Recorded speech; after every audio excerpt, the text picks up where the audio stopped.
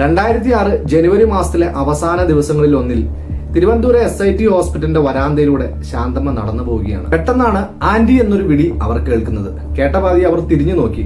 അപ്പോൾ ഏതാണ്ട് 25 വയസ്സ് പ്രായം തോന്നിക്കുന്ന ഒരു ചെറുപ്പക്കാരൻ അവരെ നോക്കി ചിരിച്ചുകൊണ്ട് അടുത്തേക്ക് വന്നു. ശേഷം അവൻ ചോദിച്ചത് ബ്ലഡ് ആവശ്യമുണ്ടോ എന്നായിരുന്നു. ശാന്തമ്മ അതിന് മറുപടിയായി നൽകിയത്, ഞാൻ എന്റെ മകളുടെ പ്രസവാവശ്യത്തിന് വന്നാണ്, അതിന്റെ കാര്യങ്ങളെല്ലാം തന്നെ കഴിഞ്ഞു, അതിനാൽ ഇനി ബ്ലഡ് ആവശ്യമില്ലെന്ന് പറഞ്ഞ് ശാന്തമ്മ നടക്കുകയാണ്. എന്നാൽ ആ യുവാവ് ശാന്തമ്മയെ വിടാൻ തയ്യാറായിരുന്നില്ല. പുറകെ തന്നെ കൂടിയിട്ട് ചോദിച്ചു, മറ്റെന്തെങ്കിലും തരത്തിലുള്ള സഹായങ്ങൾ ആവശ്യമുണ്ടോ എന്ന് ചോദിക്കുകയാണ്. ഉടൻ തന്നെ ആ സ്ത്രീ ചോദിച്ചു, മോൻ ആരാണ്? അയാൾ അതിന് മറുപടിയായി പറഞ്ഞത്, എന്റെ പേര് അനിൽകുമാർ എന്നാണ്, കൊല്ലത്ത് തന്നെയാണ് വീട്, എന്റെ സഹോദരിയെ ഇവിടെ അഡ്മിറ്റ് ആക്കിയിട്ടുണ്ട്, അവളെ ഭർത്താവ് ഉപേക്ഷിച്ചതാണ്, ഇതേ പ്രസവത്തിന്റെ ആവശ്യത്തിനായി തന്നെയാണ് അഡ്മിറ്റ് ആക്കിയതെന്നും അവരോട് പറയുകയാണ്. എന്നാൽ തൽക്കാലം സഹായങ്ങളൊന്നും ആവശ്യമില്ലാന്ന് ശാന്തമ്മ ചെറുപ്പക്കാരനോട് പറഞ്ഞപ്പോൾ അവൻ ഒരു കാര്യം ശാന്തമ്മയോട് പറയാണ്, ഞാൻ നിങ്ങളുടെ മരുമകന്റെ സുഹൃത്താണെന്ന്. ഇത് കേട്ടതും ശാന്തമ്മയുടെ നെറ്റി ഒന്ന് ചുളിഞ്ഞു. അതിനുള്ള കാരണം ഞാൻ വഴിയെ പറയാം. അവന്റെ സുഹൃത്തുക്കളൊന്നും ഞങ്ങൾ കാര്യമായിട്ട് അറിയില്ലെന്ന് ആ സ്ത്രീ മറുപടി പറഞ്ഞുകൊണ്ട് നടക്കുകയാണ്.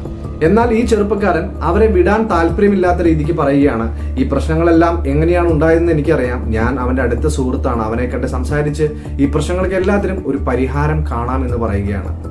ശാന്തമ്മ മരുന്ന് മേടിച്ചുകൊണ്ട് തിരിച്ചു വരുന്നവരെ ആ ചെറുപ്പക്കാരൻ അവിടെ തന്നെ വെയിറ്റ് ചെയ്യുകയും ശാന്തമ്മ വന്ന ശേഷം അവരോടൊപ്പം ആ പ്രസവ വാർഡിലേക്ക് ചെല്ലുകയാണ് ചെയ്തത്. അവിടെ ചെന്നപ്പോൾ 24 വയസ്സ് പ്രായമുള്ള രഞ്ജിനി എന്ന് പറയുന്ന അവരുടെ മകളെ കാണുകയാണ്. ഒപ്പം തന്നെ 2 ഇരട്ടക്കുട്ടികളാണ് അവർക്ക് ജനിച്ചിരിക്കുന്നത്, 2 പെൺകുട്ടികൾ. അതുങ്ങളെയും കണ്ട് താലോലിക്കുകയാണ്. രഞ്ജിനിയോടും അയാൾ തന്നെ ഇൻട്രൊഡ്യൂസ് ചെയ്തു. അതിന്റെ ഒപ്പം തന്നെ പറഞ്ഞു, ഞാൻ ഈ കുട്ടികളുടെ പിതാവിന്റെ അടുത്ത സുഹൃത്താണെന്ന്. അങ്ങനെ വലിയ അടുപ്പം അവരോട് കാണിക്കാൻ ഇനി അനിൽകുമാർ എന്ന് പറഞ്ഞ വ്യക്തി ആഗ്രഹിച്ചിരുന്നെങ്കിലും ഈ അമ്മയും മോളും അതിനെ വല്ലാതെ കണ്ടങ്ങോട്ട് പ്രോത്സാഹിപ്പിച്ചിരുന്നില്ല. അത് അനിൽകുമാറിന് മനസ്സിലാവുകയും ചെയ്തു. അതിനാൽ തന്നെ അയാള് പോകെ അവരെ വിശ്വസിപ്പിക്കുന്ന രീതിക്കുള്ള പെരുമാറ്റ ശൈലികൾ പുറത്തേക്ക് എടുക്കുകയാണ്. ഈ അനിൽകുമാർ എന്ന് പറഞ്ഞ വ്യക്തി പറഞ്ഞ ഈ കുട്ടികളുടെ അച്ഛൻ, അതായത് രഞ്ജിനിയുടെ ഭർത്താവ്, അയാളെ കുറിച്ചാണ് നമ്മൾ ഇനി സംസാരിക്കാൻ പോകുന്നത്. രഞ്ജിനി യഥാർത്ഥത്തിൽ വിവാഹം കഴിച്ചിരുന്നില്ല. രഞ്ജിനിയുടെ വീടിന്റെ സമീപത്തായിരുന്നു ദിവിൽ എന്നു പേരുള്ള 22 വയസ്സ് മാത്രം പ്രായമുള്ള ആർമിയിൽ ജോലി ചെയ്യുന്ന പയ്യൻ താമസിച്ചിരുന്നത്.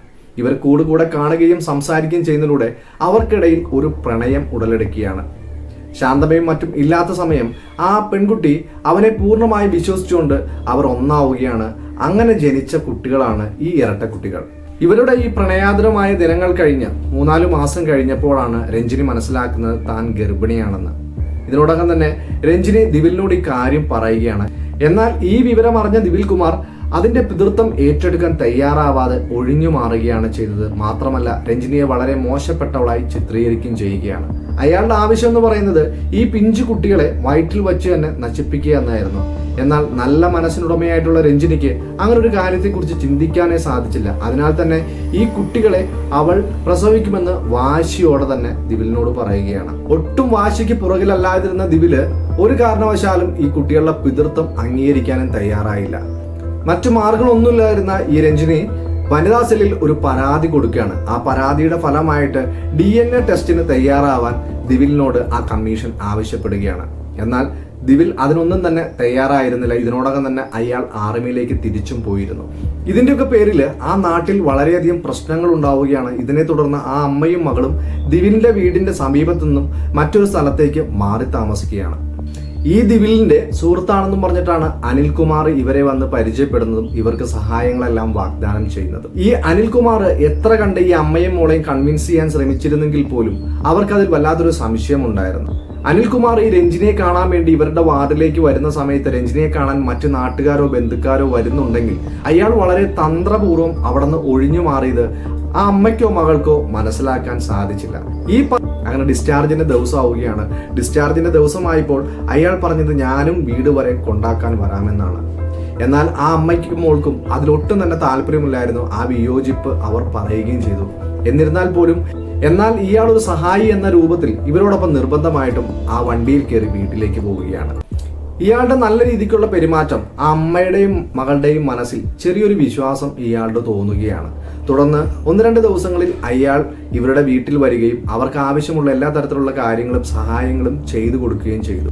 അന്ന് 2006 ഫെബ്രുവരി 10 ശാന്തമ്മ ആ 2 പെൺകുട്ടികളെ കുളിച്ച് പൊട്ടെല്ലാം തൊടിയിച്ച് സുന്ദരി മണികളാക്കി കിടത്തിയിട്ട് രഞ്ജിനോട് പറഞ്ഞു, എനിക്ക് പഞ്ചായത്ത് വരെ പോകേണ്ട ആവശ്യമുണ്ട്, ഞാൻ പോയിട്ട് കഴിയും, വേഗം വരാമെന്നും പറഞ്ഞ് ഇറങ്ങാൻ തുടങ്ങുന്ന സമയം കറക്റ്റായിട്ട് ഈ അനിൽകുമാർ വീട്ടിലേക്ക് വരികയാണ്. അങ്ങനെ ഈ അനിൽകുമാർ വന്നു കയറുന്ന സമയത്ത് ഈ ശാന്തമ്മ പുറത്തേക്ക് പോവാൻ ഇറങ്ങിയാണ്. ഉടൻ തന്നെ അനിൽകുമാർ ചോദിച്ചു, ആന്റി എങ്ങോട്ടാണ് പോകുന്നതെന്ന്. അപ്പോൾ ശാന്തമ്മ പറഞ്ഞു, എനിക്ക് പഞ്ചായത്ത് വരെ പോകേണ്ട ആവശ്യമുണ്ട്, അങ്ങോട്ട് പോകാൻ വേണ്ടി ഇറങ്ങിയതാണെന്ന് പറഞ്ഞു. അങ്ങനെയാണ് ഞാൻ കുട്ടികളെ കണ്ടിട്ട് അധികം വൈകാതെ തന്നെ നമുക്ക് ഒരുമിച്ചിറങ്ങാം, ഞാൻ അവിടെ ആന്റിയെ ഡ്രോപ്പ് ചെയ്തിട്ട് ഞാൻ നേരെ വീട്ടിലേക്കും പോയിക്കോളാം എന്ന് പറയുകയാണ്. അങ്ങനെ കുറച്ച് സമയങ്ങൾ അയാൾ ആ വീട്ടിൽ ചെലവഴിച്ച ശേഷം ഇവർ 2 പേരും കൂടെ പഞ്ചായത്തിലേക്ക് പോവുകയാണ്. അങ്ങനെ പഞ്ചായത്തിന്റെ പടിക്ക് ശാന്തമ്മയെ ഡ്രോപ്പ് ചെയ്ത ശേഷം തന്റെ 2 വീലറിൽ അയാൾ തന്റെ വീട്ടിലേക്കും പോവുകയാണ്.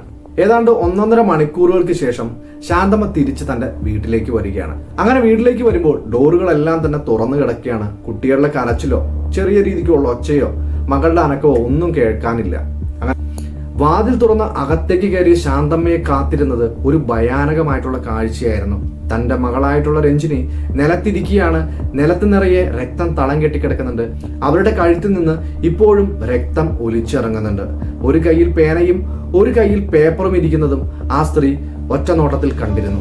പേടിച്ചു വിറച്ച അവര് ആ പിഞ്ചു കുഞ്ഞുങ്ങൾ എവിടെയെന്ന് നോക്കുമ്പോൾ അവരും ആ കിടക്കയിൽ സമാനമായ രീതിയിൽ കഴുത്തിനേറ്റ മുറിവിനാൽ മരണപ്പെട്ട് കിടക്കുന്ന കാഴ്ച ആ സ്ത്രീയുടെ സമനിലയെ തെറ്റിക്കുകയാണ്.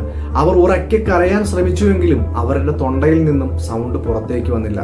വീണ്ടും ഊർജ്ജം സംഭരിച്ച് ആ സ്ത്രീ വളരെ ഉച്ചത്തിൽ നിലവിളിക്കുകയാണ്. ഇവരുടെ ഉച്ചത്തിലുള്ള നിലവിളി കേട്ട് അയൽവാസികളെല്ലാം തന്നെ ഓടിക്കൂടി. ഈ സംഭവം കാട്ടുതീ പോലെ എല്ലാവരിലേക്കും എത്തുകയാണ്. നിമിഷ നേരം കൊണ്ട് ആ വീട്ടിലേക്ക് ജനങ്ങൾ ഇരച്ചു കയറുകയാണ്. ഇതിനോടകം തന്നെ പോലീസിന് വിവരം അറിയിച്ചനുസരിച്ച് പോലീസ് വരികയാണ്. എല്ലാം വ്യക്തമായി തന്നെ പരിശോധിച്ച് ഇൻക്വസ്റ്റ് എല്ലാം തയ്യാറാക്കി. തുടർന്ന് അവർ അവിടെ വിശദമായി പരിശോധന നടത്തിയതിലൂടെ അവരൊരു കവർ കണ്ടെത്തുകയാണ്. ആ കവർ തുറന്നു നോക്കിയപ്പോൾ അതിനുള്ളിൽ കണ്ടത് ഒരു ബൈക്കിന്റെ RC ബുക്കായിരുന്നു. അങ്ങനെ ഈ RC ബുക്കിന്റെ പുറകെ പോയ പോലീസിന് മനസ്സിലാവുന്ന ഒരു കാര്യം എന്ന് പറയുന്നത് ഈ വണ്ടിയുടെ ഉടമസ്ഥൻ രാജേഷ് എന്ന് പറയുന്ന ഒരു വ്യക്തിയാണ്. അയാളുടെ വീട് കണ്ണൂര് ശ്രീകണ്ഠാപുരത്താണ്. പുതുശ്ശേരി വീട്ടിൽ രാജേഷ് എന്നാണ് അയാളുടെ ഒഫീഷ്യൽ നെയിം. പോലീസ് വിശദമായി അന്വേഷിച്ചതിലൂടെ കഴിഞ്ഞ ദിവസങ്ങളിൽ ഇയാൾ തന്റെ വണ്ടിയുടെ ടയർ മാറിയതായി കണ്ടെത്തുകയാണ്. പോലീസ് അങ്ങനെ ആ ടയർ കടയിൽ ചെല്ലുകയാണ്. അയാളോട് സംസാരിച്ചപ്പോഴാണ് അയാളോട് കാര്യം പറഞ്ഞത്. ഈ വന്ന ആളുടെ കയ്യിൽ പണം ഉണ്ടായിരുന്നില്ല, അതിനാൽ തന്നെ സമീപത്തെ ATM കൗണ്ടറിൽ പോയിട്ട് പണം എടുത്തുകൊണ്ടാണ് വന്ന് തന്നതെന്ന് പറയുകയാണ്. അങ്ങനെ പോലീസ് അന്നേ ദിവസത്തെ ട്രാൻസാക്ഷൻ എല്ലാം പരിശോധിച്ച് CCTV ദൃശ്യങ്ങളും എടുത്തോട് കൂടിയിട്ട് ഏതാണ്ട് ആളുടെ രൂപവും കിട്ടുകയാണ്. ഒപ്പം തന്നെ അന്ന് 16,000 രൂപയാണ് പിൻവലിച്ചതെന്നും അവർ മനസ്സിലാക്കിയാണ്. അങ്ങനെ ഈ പോലീസ് ഈ വിവരങ്ങളെല്ലാം ശേഖരിച്ചുകൊണ്ട് ശാന്തമ്മയെ ചെന്ന് കാണുകയും ഇത് തന്നെയാണോ നിങ്ങൾ പറഞ്ഞ അനിൽകുമാർ എന്ന് ചോദിച്ചപ്പോൾ ഇത് തന്നെയാണ് അനിൽകുമാർ എന്ന് ശാന്തമ്മ മറുപടി കൊടുക്കുകയാണ്. അന്നേ ദിവസം സമീപത്തെ വീട്ടിലുള്ളവർ ഈ അനിൽകുമാർ എന്ന് പറയുന്ന രാജേഷ് വീണ്ടും തിരിച്ചു വരുന്ന രംഗം കണ്ടിരുന്നു. അതും അന്വേഷണ സംഘത്തിന് നിർണായകമായ ഒരു തെളിവായിരുന്നു. ഇത്രയും കാര്യങ്ങൾ മനസ്സിലാക്കിയ പോലീസ് പറയുന്നത് ഇങ്ങനെയായിരുന്നു.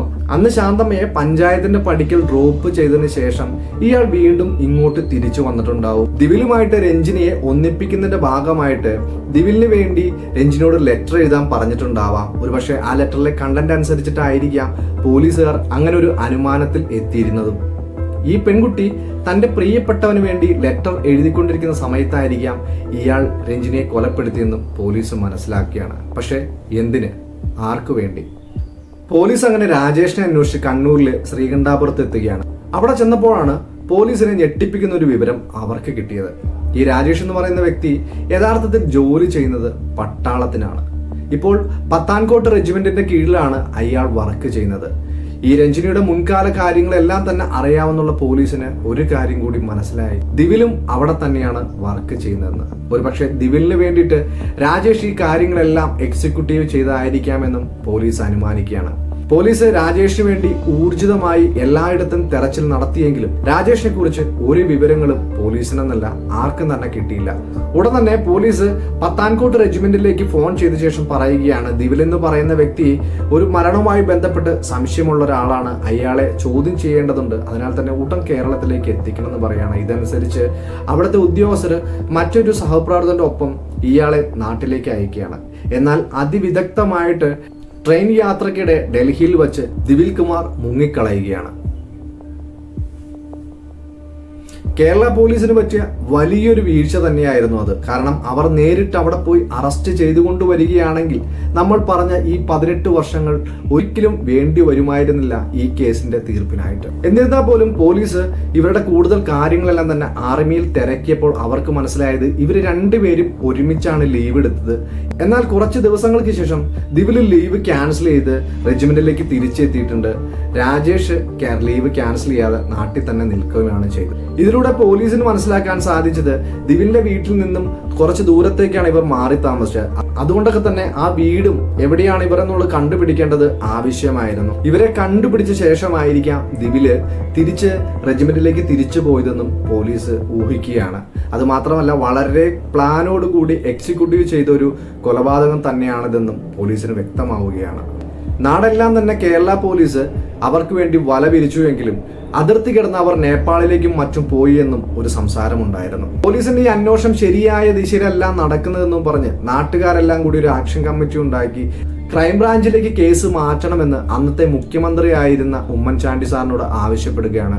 അവിടുത്തെ മറ്റു ജനപ്രതിനിധികളുടെ എല്ലാം സമ്മർദ്ദം ഉള്ളതിനാൽ തന്നെ മുഖ്യമന്ത്രി നേരെ കേസ് ക്രൈംബ്രാഞ്ചിന് കൈമാറുകയാണ്. ക്രൈംബ്രാഞ്ചും ഈ കേസ് നല്ല രീതിക്ക് തന്നെ അന്വേഷിച്ചിരുന്നു എങ്കിൽ പോലും ഇവരെവിടെയാണെന്ന് കണ്ടുപിടിക്കാൻ ക്രൈംബ്രാഞ്ചിനും സാധിച്ചില്ല. അങ്ങനെ ശാന്തമ്മയുടെ പരാതിയെ തുടർന്ന് കോടതി 2008 ക്രൈംബ്രാഞ്ചിൽ നിന്നും CBIയിലേക്ക് അന്വേഷണം മാറ്റുകയാണ്. CBIയും തല കുത്തി നിന്ന് തന്നെ ഇവർക്ക് വേണ്ടിയിട്ടുള്ള അന്വേഷണം ആരംഭിച്ചെങ്കിലും അവർക്കും പരാജയം മാത്രമാണ് അതിൽ നിന്നുണ്ടായാലും. ഏതാണ്ട് 16.5 വർഷങ്ങൾ ഈ മരണത്തിന് ശേഷം കടന്നു പോവുകയാണ്. 2023 പോലീസിൽ ഒരു പ്രത്യേക വിഭാഗം രൂപീകരിക്കപ്പെടുകയാണ്. അതിന്റെ ഡ്യൂട്ടി എന്ന് പറയുന്നത് പഴയ കോൾഡ് കേസുകളെല്ലാം തന്നെ എടുത്തിട്ട് ഏതെങ്കിലും തരത്തിലുള്ള തുമ്പുകൾ ഉണ്ടാക്കാൻ പറ്റുമോ എന്ന് നോക്കലായിരുന്നു. അങ്ങനെ 2023 നമ്മുടെ കേരള പോലീസിലെ മിടുമിടുക്കന്മാരായിട്ടുള്ള ഉദ്യോഗസ്ഥര് ഈ കേസ് വീണ്ടും റീഓപ്പൺ ആക്കുകയാണ്. ദിവിലിന്റെയും ഒപ്പം തന്നെ രാജേഷിന്റെയും ഫോട്ടോ എല്ലാം ശേഖരിച്ചിട്ട് ഓരോ 5 വർഷം കൂടുമ്പോഴും ഇവരുടെ മുഖത്ത് വരുന്ന മാറ്റങ്ങൾ AI ടെക്നോളജി ഉപയോഗിച്ച് പരീക്ഷണം നടത്തുകയാണ്. അങ്ങനെ ഈ 16-17 വർഷങ്ങൾക്ക് ശേഷം ഇവരുടെ മുഖം എങ്ങനെയായിരിക്കുമെന്നുള്ള ഏകദേശം ഒരു പിക്ചർ പോലീസ് AIയുടെ സഹായത്തോടു കൂടി നിർമ്മിച്ചെടുക്കുകയാണ്. അങ്ങനെ AIയുടെ സഹായത്തോടു കൂടി നിർമ്മിച്ചെടുത്ത ഈ ചിത്രങ്ങൾ അവിടുത്തെ ടെക്നിക്കൽ വിങ്ങിലെ ഉദ്യോഗസ്ഥര് സൈബർ പെട്രോളിങ്ങിന് വിധേയമാക്കുകയാണ്. ഒരുപാടധികം സോഷ്യൽ മീഡിയ പേജുകളിലെല്ലാം പെട്രോളിംഗ് നടത്തിയതിലൂടെ അവർക്ക് സംശയം തോന്നുന്ന ഒരു അക്കൗണ്ട് തുറന്നു കിട്ടുകയാണ്. അങ്ങനെ സംശയം തോന്നിയ ആ അക്കൗണ്ട് കിട്ടിയത് ഫേസ്ബുക്കിൽ നിന്നായിരുന്നു.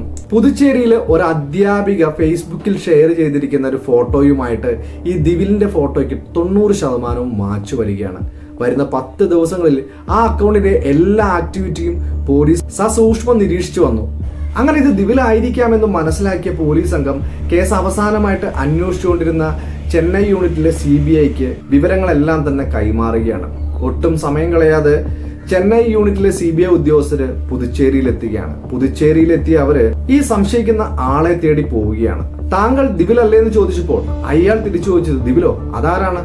എന്റെ പേര് വിഷ്ണു എന്നാണെന്നും പറഞ്ഞ് ആധാർ കാർഡും ID കാർഡും എന്ന് വേണ്ട ഇന്ത്യയിൽ ജീവിക്കാൻ ഒരു പൗരന് വേണ്ട എല്ലാ തരത്തിലുള്ള രേഖകളും അയാൾ CBIക്ക് മുന്നിലേക്ക് വയ്ക്കുകയാണ്. എന്നാൽ CBI ക്വസ്റ്റ്യൻ ചെയ്യേണ്ട രീതിക്ക് അയാളോട് ചോദിച്ചപ്പോൾ അയാൾ തന്നെയാണ് ദിവിലെന്ന് സമ്മതിക്കുകയാണ്. ഇയാളിലൂടെ രാജേഷിനെയും CBI ഉടൻ തന്നെ അറസ്റ്റ് ചെയ്യുകയാണ്. ഇവര് രണ്ടുപേരും പുതുച്ചേരിയിലെ ഓരോ അധ്യാപികമാരെ കെട്ടി 2 കുട്ടികളെയൊക്കെ ആയിട്ട് സന്തോഷത്തോടെ ജീവിച്ചു വരികയായിരുന്നു. അത് മാത്രമല്ല ദിവിലും രാജേഷും ചേർന്നിട്ട് അവിടെ ഒരു ഇന്റീരിയർ സ്ഥാപനം നടത്തിക്കൊണ്ടുവരികയായിരുന്നു. സന്തോഷകരമായ കുടുംബജീവിതം നയിച്ചു വരികയായിരുന്നു ഈ 18 വർഷക്കാലം അവരവിടെ.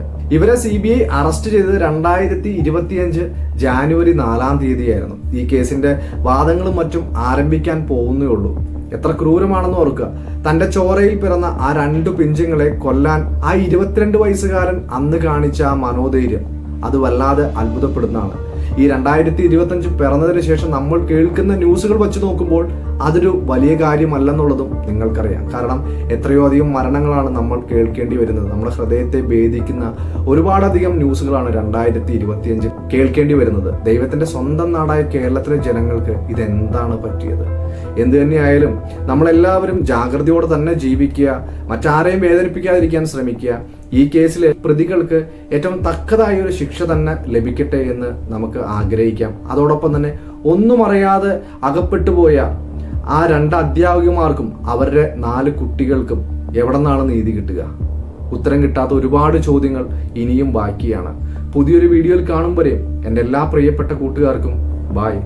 നമ്മുടെ ചാനൽ ഒരു പുതിയ ചാനലാണ്. പല കുറവുകളും ഉണ്ടെങ്കിലും എൻ്റെ പ്രിയപ്പെട്ടവർ സപ്പോർട്ട് ചെയ്താൽ അധികം വൈകാതെ തന്നെ ഏറ്റവും മികച്ച വീഡിയോകളുമായി ഞാൻ നിങ്ങളുടെ മുന്നിലേക്ക് വരാമെന്ന് ഉറപ്പ് പറയുകയാണ്. അതിനാൽ തന്നെ നമ്മുടെ ചാനൽ സബ്സ്ക്രൈബ് ചെയ്യാനും ലൈക്ക് അമർത്താനും ഷെയർ ചെയ്യാനും കമൻ്റ് അടിക്കാനും ഒന്നും നിങ്ങൾ മറന്നു പോകരുത്.